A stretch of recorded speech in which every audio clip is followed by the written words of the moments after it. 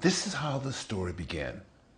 A prisoner by the name of Lira, who worked in the prison factory, who was working with a guard cleaning the prison roof with a pressure hose, and without meaning to, or perhaps without knowing, they destroyed a nest that contained 3 little chicks. 2 of them died instantly, but 1 survived. They were so tiny, they didn't even have feathers. The guard was visibly moved and, feeling responsible, allowed Lira to bring the chick secretly inside the prison to try and save it. The prisoner arrived with the chick in the palm of his hand and, not knowing what to do with it, began to ask the other prisoners what to do. Someone suggested, "Ask Cuba," Gerardo's prison nickname. "He will know what to do." Gerardo was summoned. Gerardo whistled, imitating what he imagined the chick's mother would have done. He moved his fingers as though they were little wings. Miraculously, the little bird opened its beak. Gerardo gave it breadcrumbs and later dipped his finger in water and let the drops fall softly into the little bird's beak. Gerardo didn't want to take the bird to his cell, but every day he went to feed it. The bird didn't want to take food from anyone except Gerardo. He put the bits of food in the palm of his hand, and the little bird came fearlessly. However, the prisoners were worried about what would happen to the bird during inspections. One day, there were many prisoners in the patio. Gerardo whistled, and in front of all the prisoners, the little bird appeared out of nowhere and landed on his shoulder. Incredible. Everyone talked about it, and they named the little bird Cardinal. On a different occasion, another prisoner found the little bird in the patio with its beak stretched open. It was very hot and thirsty. Gerardo gave it water. He put the bird under his hat.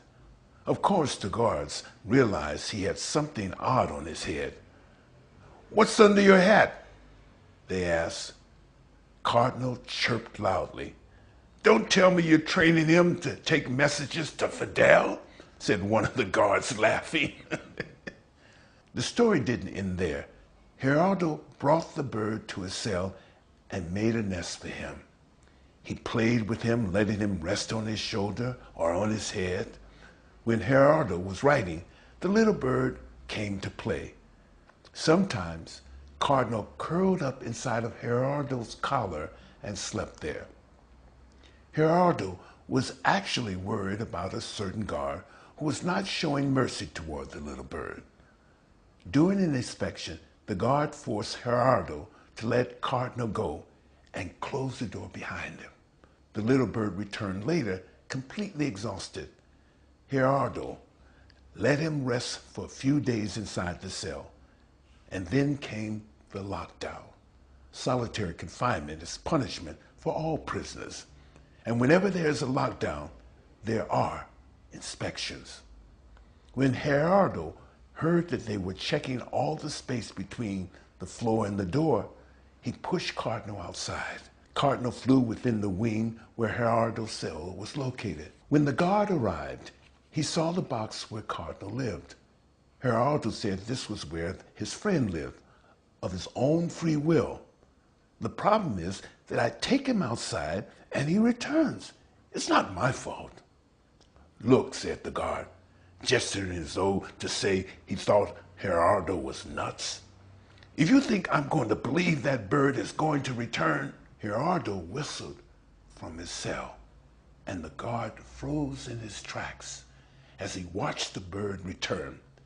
Cardinal had no problem picking out the cell belonging to his friend among the huge array of cells on 2 floors that looked exactly alike. Cardinal arrived at Gerardo's cell. He looked at him through the bars, but couldn't enter since this was a lockdown. He waited there nervously until Gerardo couldn't stand it anymore and opened the slot where food was delivered, and Cardinal came in. A few days later, there was another inspection.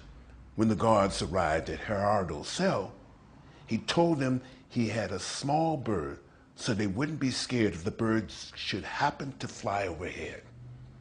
He was told that he had to release it, but since none of them could catch the bird, they brought Gerardo to the entrance of the entire wing so that he could let it go himself.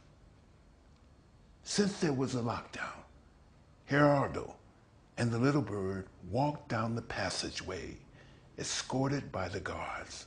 All the prisoners saw them through the bars of their cells and began to shout, "They're taking Cuba and the bird to the hold." As they banged their doors in protest, the guards shouted, "Calm down!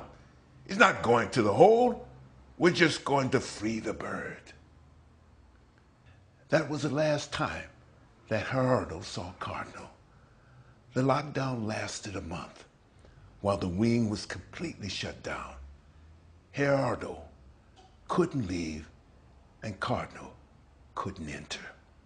The little bird had been inside this rough, high-security prison since Gerardo's birthday from June 4th and remained there until July 16th, one day after the wedding anniversary of Gerardo and his wife, Adriana.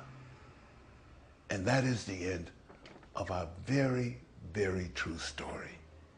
Thank you.